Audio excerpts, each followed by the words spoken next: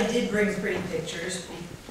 I'm not sure how to use this. No, just stick with that. No, I can use this. It's the making my pictures. Oh, I'm sorry. We can make that happen too. I think.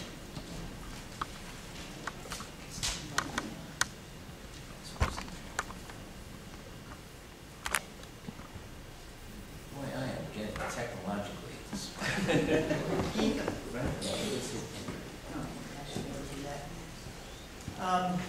When Barry and Paul asked me to do this, I assumed that I would be talking about housing supply and markets, because that was what I knew about, or very possibly smart growth and urban sprawl, because I'm a planner and I know something about that. The one that I know the least about is economic development, because Barry's the labor economist and Doug had been the development czar. But I will try to tell you what I do know about it. Here.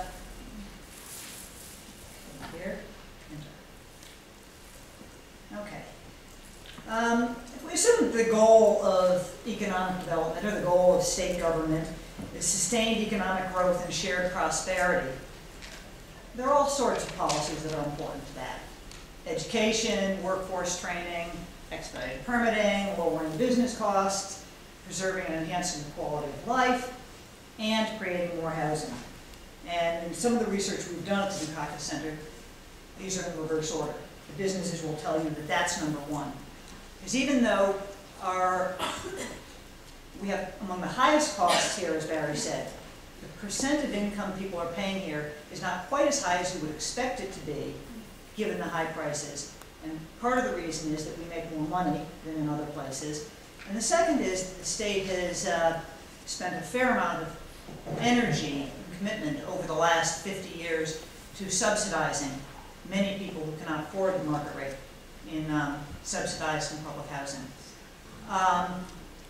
But at some point, a business says, wait a minute, I've got to pay people more to live in Boston, and they will go to Boston or rural Durham, possibly. In any event, this is where housing fits in. A lot of conditions, the demographic and labor market conditions, and the economic conditions, we can influence. But the housing supply and housing affordability is what the state really can do something about it. It sets the stage for how you zone. The rules of the game are established at the state level. And I should say that we wouldn't design states, we wouldn't design units of governance the way we have them now if we were doing it today. I mean, the metropolitan areas clearly are where it's at. 351 cities and towns is about 300 too many, maybe more than that. We eliminated county government in Massachusetts a number of years ago because we didn't do it very well.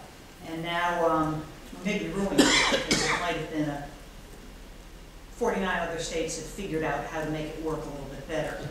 But in any event, the state set the stage. It controls it tells the cities and towns how they can zone, rules of the game. We're at a disadvantage in another way, and that has to do with our age. It's both a positive and a negative. Because many of our communities were set up before everybody used their automobile to go buy a quart of milk. We have wonderful urban areas, not only Boston, but we have some others that are struggling. The regional centers like Lowell and Pittsfield, New Bedford, Fall River. The markets are out of balance there, and many of them have high concentrations of poverty and a lot of things working for them, and the market isn't there for people to go back and spend the kind of money that they would spend in Boston or Cambridge to purchase homes, which are still pretty expensive, relatively expensive in those places. But there are also little cities and towns that are part of the metropolitan area. So the metropolitan area is more than Boston. It's these 150 cities and towns that have a few very dense communities like Somerville, Cambridge, Boston, Chelsea. And then it's got a whole bunch of other towns like, you might think Wellesley or Newton or Wakefield, much less dense. And then it's got wonderful little kind of country towns like Dover and Sherburne or Harvard, where I live, lots of orchards. And the region is better for that, but it makes it a challenge to get anything built. And as though it weren't bad enough that 351 cities and towns, or in the metro area, about 150 cities and towns, that have no, they don't think of themselves as a region, a metropolitan area. Our colleagues at the Rappaport Institute a few years ago did a study and found that nobody they interviewed thought of themselves as living in the Boston metropolitan area. To the extent that they thought about anything with neighbors, you know, it was the regional school system, or it might be a clean waters, clean rivers, or something that went on the border. But that was about it. If you lived in Boston, it might be the MWRA or the MBTA. That's pretty much it. So as though that weren't bad enough, we then require 2/3 vote of open town meeting to get anything passed. So as we look at what we can do with reforming zoning, it is important. I think you need to keep in mind that you probably always need an override, and you need to carrots and sticks and incentives as well as that. So there are 5 kind of complementary sets of policies that can promote thriving, sustainable economies. You can see them here. Metropolitan governance is one that, if you were looking at the models of who really kind of got it right, you'd probably be looking at Minneapolis, St. Paul, and Portland, Oregon. They've found ways to revenue share, to have an elected body that oversees the zoos, the wastewater, infrastructure, land use in that area. And I think it's not unanimous agreement that they've been successful, but I think they're on the right track. By its own admission, Minneapolis-St. Paul does not think that going out and starting off suggesting that coming to Boston and saying we think we need to create this new level of government and revenue share would probably be a conversation stopper. But there are ways that you can look for economies, and you know, the recession is one of these classic crises, being a wonderful, or we don't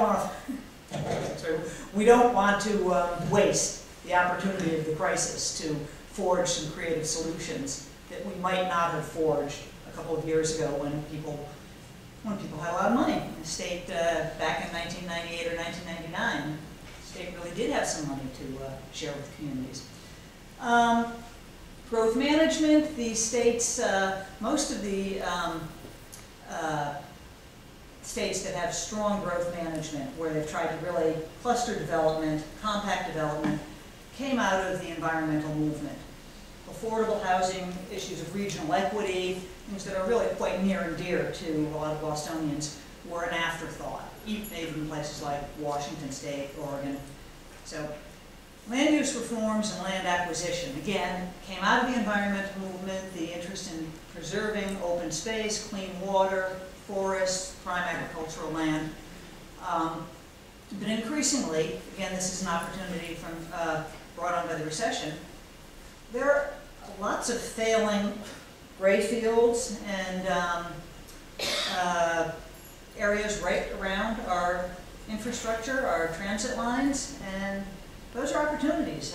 Vancouver has been very aggressive. Hong Kong, for years, have bought up land surrounding their transit, and they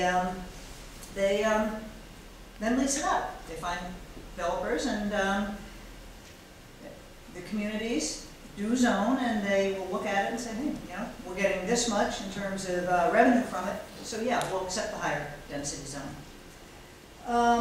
In addition to zoning, there are other real challenges that Massachusetts makes. That Barry and I are working on a project with the Massachusetts Housing Partnership that involves looking at other states and what we can learn from them. And one of the first things we learned is, you know, you don't want to just transplant somebody else's policy. You don't want to say, aha, Portland has an urban growth boundary. Maybe we should have one. Which would solve a different problem. Here are some of Boston's other real problems. We're a high cost construction area. You can see where we land on labor costs in particular. We have higher costs associated with building the marginal sites that are available. We're one of the smallest and most densely populated states. And the way we get to being the most densely populated is not that every place is Chelsea or Somerville or Boston density, but they've all established themselves more than 50 years ago. The communities have been settled, so their patterns are settled at typical lot size in the metropolitan area for existing housing is almost 1/2 an acre. That's almost unheard of in newly developing areas, sprawling areas like Phoenix or Las Vegas. Their downtowns might be as dense as Brockton, let's say. But then when they want to expand, they go to the next county, and there's no development there at all. So they're starting with a clean palette, and that next county is at the same density or just slightly below as Phoenix. The same for the one further out, the same for the one further out. Obviously here, we go from the densities of over 10,000 down to 200 people or so per square mile. It might not be how we would plan it today, but it exists. And it has fractured the land ownership. So there are opportunities there, and the question is how we find the opportunities within the framework that we already have. This just shows what the existing single-family homes by lot size are. But in fact, before I came here, I looked at about 30 or 40 metro areas for which we had recent information on recent development patterns. And Boston was number 2 in terms of percentage of housing, number of housing units built, on an acre or more. We were also number 2 in housing that was dependent on septic and well. Again, that's another concept that is not, it's just, people look at you and say, it's got 3 heads when you say that here, one of the oldest industrialized, well-developed, densely populated states still uses septic. In a third of the state, including the high growth area around 495. Other barriers, limited infrastructure. Outside the city, a strong point is our transit system. Complex and restrictive zonings, we've talked about that. Limited local planning capacity. About a third of those 351 cities and towns have a professional planner. And again, it's unlikely and probably inefficient to ensure that everybody has one. But we do have 13 regional planning agencies that could be doing the job. We don't utilize them particularly effectively. The tendency of fiscal zoning, we talked about that. That's really kind of behind much of the zoning of an acre lot has to do with the septic. The zoning that suggests you can't have any multifamily zoning, there's no place for apartment, is somewhat bogus. And this is how we live. Most people in the state live in communities of where the density is, this tall bar here is between 2,000 and 5,000 people per acre. Again, per square mile, I'm sorry. Think of Wellesley or think of Newton, is that. Very few of them are in the far right-hand column of 10,000 more. That's basically the 4 I mentioned, Boston, Cambridge, Somerville, and Chelsea. Look how many statewide are in those small communities. The bars indicate the population, the line indicates the number of municipalities. That's why it's so difficult to get anything changed. Other chart shows how we've been sprawling. The bars at the top, the kind of aqua, show our settlement patterns in the city. As you can see, over the years since 1950, fewer people live in the cities, fewer people also live in the far rural areas. It's the areas in between, the low density or the suburbs or the even lower exurbs is where most people live. This slide really doesn't belong here, but I wanted to show it to you because we need to build apartments. We need multifamily production. That's the only way you get the numbers that these other states are getting. And this shows Boston and the balance of the metro area. The reds are the balance and the aquas are Boston. At the time, and the solid are the 1 to 4s. As you can see, 1 to 4 family production across the region, yeah, it lagged in the 70s, but you know, it's been fairly constant. What gets us up there is a multifamily production, and in the 1960 to 69 time slot, that was urban renewal in the city of Boston. In the 70s, it was the beginning of, you know, some garden apartments before communities zoned them out, but it was also about 80,000 units worth of publicly assisted housing, privately owned, privately developed, but with loan guarantees and subsidies. And that's how we get those numbers. In the 80s, again, we had some state programs. By that time, the federal government had abandoned that, but the state stepped in. And then from 2000 to 2008, we really had no production, no multifamily production since the 80s. And the production between 2000 and 2008 was the cities and what was permitted under the state's comprehensive permit statute, 40B in the suburbs. 40B accounted for 35% of all development in the greater Boston area between 2000 and 2006, and 80% of the multifamily development outside the city. So what does that mean? Where can we find some answers given that? Well, there are targets of opportunity. The targets of opportunity for compact development, whether multifamily or single family, but on smaller lots, attached row house, transportation corridors, employment centers, existing infrastructure. In addition, we need to find opportunities for growth for increasing the density in the older suburban rings immediately surrounding Boston. And we need to find ways of growing smart out in the 495 belt, which is a high growth area. We've investigated the use of the urban growth boundaries.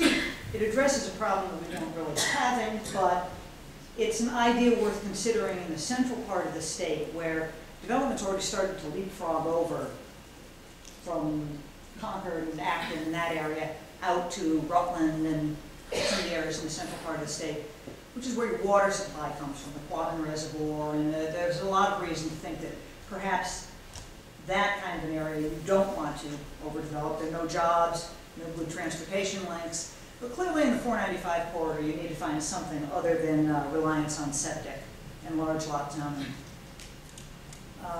Here's where the jobs are. Looks like a Dr. Seuss map, but I love it. I spent much of my career in banking. We would never do a map like this that showed red in the urban core moving going outwards, but you get the idea. Greater Boston, obviously it's the economic engine of Massachusetts. Over half the jobs, a third are in the inner core communities. We've got the existing infrastructure. The same American Housing Survey, from which I got the information on the lot size, Boston ranked number 2 out of the 38 in terms of percentage of new development that was less than 10 minutes from transit stop. That's the good news. The bad news was we ranked 29th in terms of people who never or regularly used public transportation.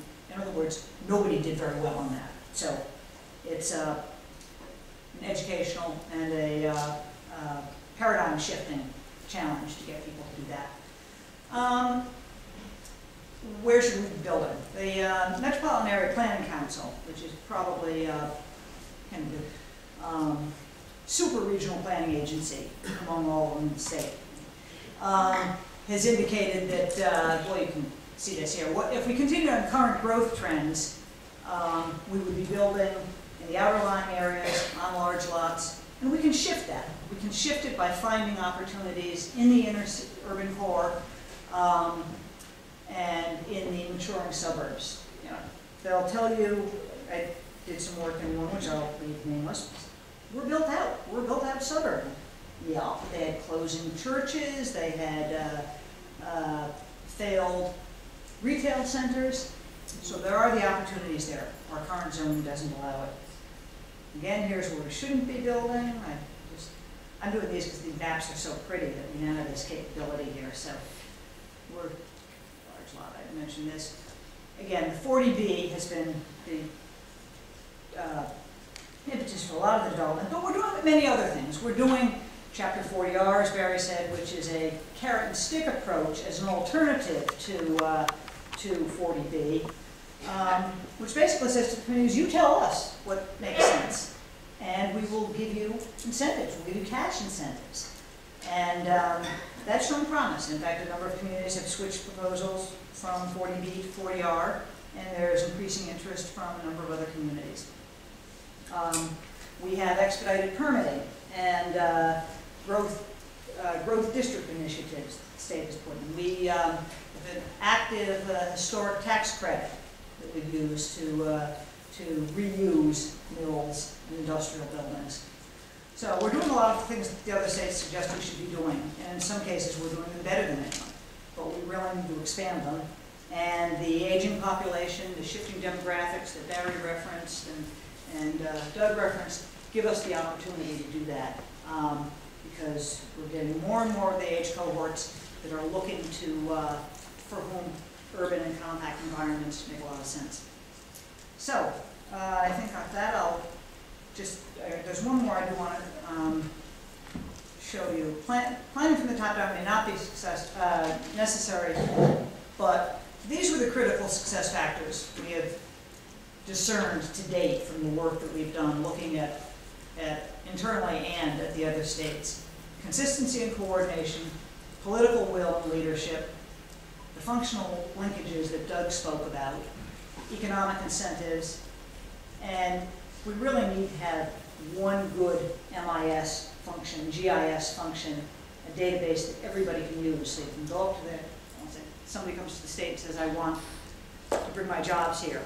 And you poke something on the wall and it shows you what the opportunities are, where they are in relation to transit, where they are in relation to the workforce, and what the housing prices are in that area. So, with that.